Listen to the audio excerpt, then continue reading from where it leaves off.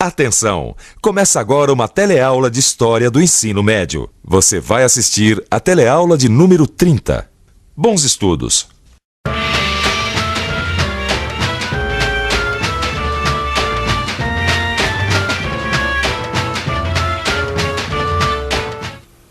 A sede insaciável do ouro estimulou tantos a deixarem suas terras e a meterem-se por caminhos tão ásperos como são os das minas, que dificultosamente se poderá dar conta do número das pessoas que atualmente lá estão.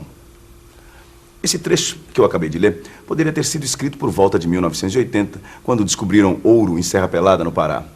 Só que esse é um texto do século XVIII e o autor é o jesuíta Antonil, um viajante que viu de perto o que você vai ver agora. As grandes mudanças que o século XVIII trouxe para a América Portuguesa, a corrida do ouro a Minas Gerais e a sociedade que se formou lá, como Portugal reagiu diante da riqueza da colônia e o encontro explosivo das novas ideias de liberdade que corriam a Europa com a insatisfação dos colonos da América Portuguesa. E agora, como os bandeirantes paulistas, aventureiros de outras partes e rei nós, vamos partir em busca do ouro.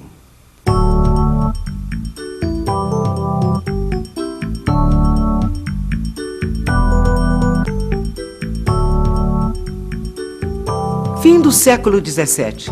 Multidões de aventureiros desejosos de riqueza fácil partem de São Paulo, do Rio de Janeiro, da Bahia e de Sergipe. As notícias da descoberta do ouro fazem com que outras multidões de reinóis originários do Reino de Portugal atravessem o oceano. Toda essa gente de poucos recursos se espalha pela região que vai da Serra da Mantiqueira até Cuiabá em busca de sonhos dourados. Mas a realidade era menos dourada do que se esperava. Não havia alimentos para todo mundo. E o que havia era vendido a peso de ouro. Para muita gente, na região das Minas, dava muito mais lucro ser comerciante do que ser garimpeiro. De São Paulo, Rio de Janeiro e Salvador vinham trigo, milho e frutas. Do sul, animais domésticos e de carga. E da Europa, sal, ferramentas e tecidos. Aos poucos, surgiram roças e criações, e trabalhadores que produziam o indispensável: carpinteiros, pedreiros, alfaiates. Olá, Gil. Os aventureiros procurando ouro nos rios ali, ó. Veio gente de todo quanto foi lado, né, Vicente? Paulistas, renóis. Agora o que eu tô vendo aí são trabalhadores negros. Eles não eram escravos? Ah, com certeza deviam ser, viu? Agora, o trabalhador escravo, ele era indispensável em toda a colônia. Imagina nas minas. Então milhares de escravos tiveram que mudar de trabalho, né, Vicente? Porque, olha, tiveram que mudar da agricultura para a região mineradora, das plantações de açúcar para os garimpos nos rios, nas minas de ouro, diamante. Os mineradores precisavam incentivar os escravos para o duro serviço de mineração. Se o escravo descobrisse um veio como esse, de ouro, poderia ser libertado, ou seja, poderia ganhar a alforria. Por esse meio, ou até escondendo ouro ou diamante nos cabelos, muitos escravos acabaram se libertando. Chico Rei, um escravo que achou ouro e passou a comprar cartas de alforrias para outros escravos. Chica da Silva, escrava que virou mulher do patrão. Essas duas personagens reais são exemplos das mudanças pelas quais a sociedade passou nesse tempo. 1770. A população de Minas Gerais passa de 300 mil habitantes. Os mulatos representam mais de 25% da população. Só uma pequena porcentagem é escrava. Se juntarmos a esses 25% a quantidade de negros, escravos e forros, a população não branca de Minas sobe para 80%. Ô Vicente, você reparou como a sociedade mineira é diferente da sociedade açucareira que a gente viu no litoral nordestino? Ah, mas sem dúvida. Olha, em cidades como Vila Rica, por exemplo, não existia aquela separação entre casa grande e senzala, entendeu? Todo mundo convivia lado a lado. Mineradores, comerciantes, fazendeiros, os padres, os militares, até os funcionários da coroa, entendeu? Além dos artistas e dos artesãos, né? Sabe o que é? As cidades mineiras nessa época se desenvolveram muito.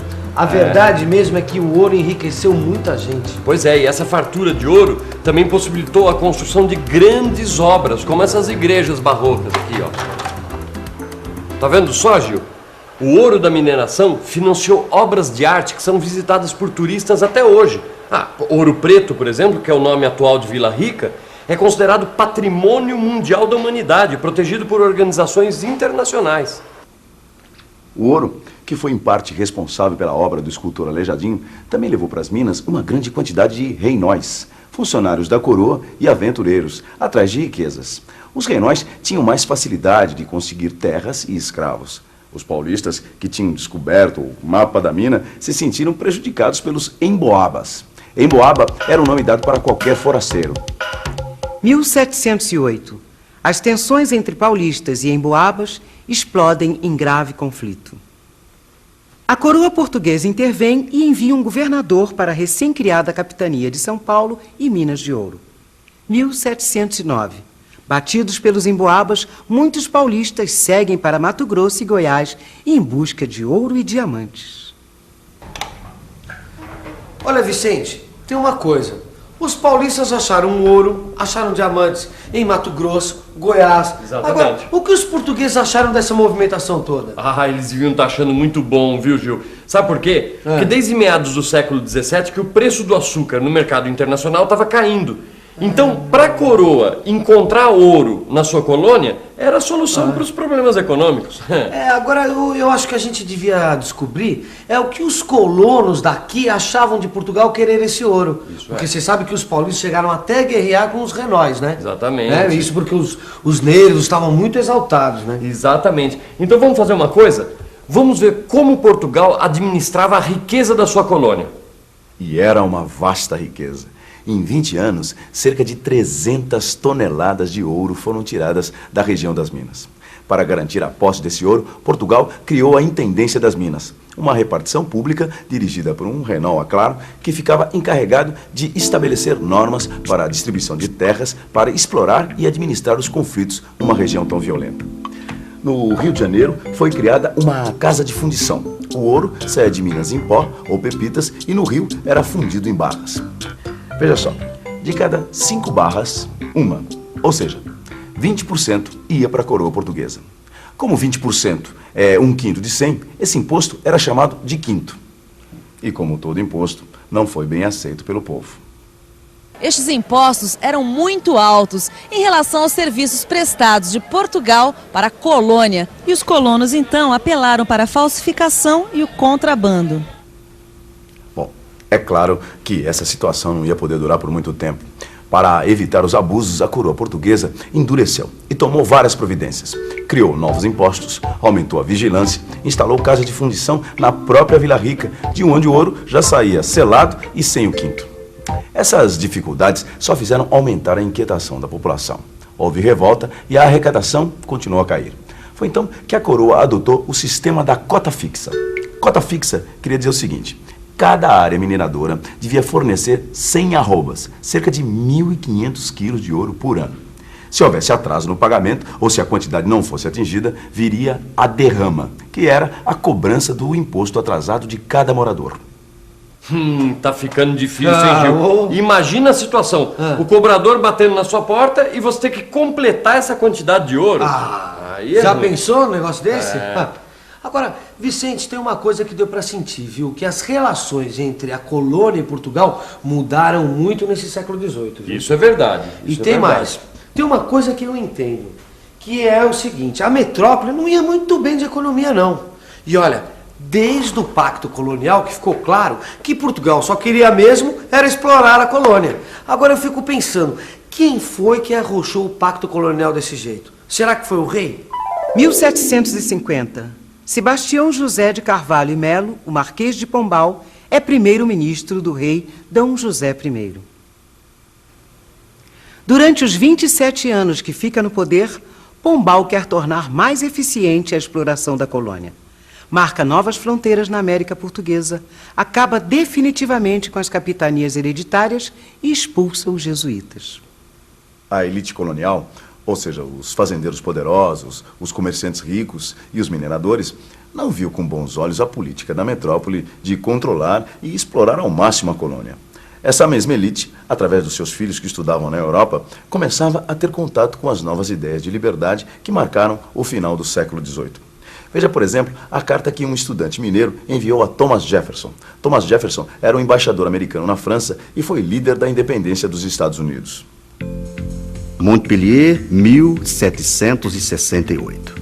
Desde a época de vossa gloriosa independência, os bárbaros portugueses não poupam nada para nos fazerem felizes, com receio que sigamos os vossos passos. E como sabemos que esses usurpadores contra a lei da natureza e da humanidade não pensam senão em nos abater, decidimos-nos a seguir o admirável exemplo que acabais de nos dar. Ô Vicente, o exemplo que o estudante usou não é a independência dos Estados Unidos? Exatamente. Sabe por quê? No final do século XVIII, estavam acontecendo várias revoluções na América inglesa e na Europa, e todas elas influenciadas pelas ideias iluministas. Essas ideias iluministas, elas surgiram na França, Gil, com os filósofos que escreveram a primeira enciclopédia. Sabia disso? E esses filósofos, quer dizer, os iluministas, eles criticavam o absolutismo e o poder divino que era dado para os reis, a falta de liberdade econômica e a força da nobreza. Os burgueses, por exemplo, que eram ricos, mas não eram nobres, eles lutavam por mais liberdade para os negócios, entendeu? E os intelectuais, eles lutavam por o quê? Por uma constituição que determinasse direitos e deveres dos cidadãos. Liberdade, igualdade e fraternidade? Já vi tudo, meu caro. Essas ideias, junto com aquela história da derrama, vão abalar a região das Minas. E o estudante não disse que ia usar o exemplo dos Estados Unidos? Aí vem rebelião, meu caro. Pode esperar. A rebelião não chegou a estourar. Foi mais uma conspiração formada por membros da elite de Vila Rica e um suboficial do Regimento dos Dragões de Minas, o alferes Joaquim José da Silva Xavier, também conhecido como Tiradentes. A ideia central dos conspiradores era proclamar uma república na região das Minas e estabelecer a capital em São João del Rei. E o que motivou o grupo de intelectuais, fazendeiros e mineradores foi a chegada de um novo governador para Minas e a notícia de que em breve haveria uma derrama. Em troca do perdão de suas dívidas, um dos membros da conspiração, Joaquim Silvério dos Reis, denunciou os nomes e os planos. Março de 1789. Os conspiradores são presos e começa a devassa, ou inquérito. 1792. Com exceção do advogado Cláudio Manuel da Costa, que teria se suicidado na prisão, todos são julgados. Alguns recebem perdão. Outros são degredados para a África. Tiradentes é condenado a morrer na forca. É esquartejado e, para servir de exemplo, seus restos são expostos ao longo da estrada que liga Minas ao Rio. Hoje todos nós sabemos que Tiradentes foi um mártir da independência, mas ele só foi considerado herói 100 anos após a sua morte, quando foi proclamada a República no Brasil. Para a coroa portuguesa, no entanto, Tiradentes era considerado um traidor, um bandido que conspirou contra o poder legítimo. Bom, como você viu nesta teleaula, a relação dos habitantes da América Portuguesa com a sua metrópole enfrentava uma crise. E olha, a resolução não viria no século XVIII. Confira aí na revisão. E atenção, se liga aí que é hora da revisão. Na teleaula de hoje, você viu que a Corrida do Ouro criou uma sociedade diferente na região das Minas e mudou a relação de Portugal com a América Portuguesa. Havia grande quantidade de mestiços e negros convivendo lado a lado com fazendeiros, comerciantes e mineradores. A riqueza da região financiou obras de arte que hoje são patrimônio da humanidade. Portugal, em crise econômica, estabeleceu impostos pesados como a cota fixa e cobranças como a derrama para explorar ao máximo a riqueza descoberta na colônia. A insatisfação dos colonos e as ideias iluministas que percorriam a Europa criaram a situação ideal para as revoltas. A conspiração mineira foi uma tentativa de criar uma república em Minas e resolver a crise que a América Portuguesa atravessava com sua metrópole.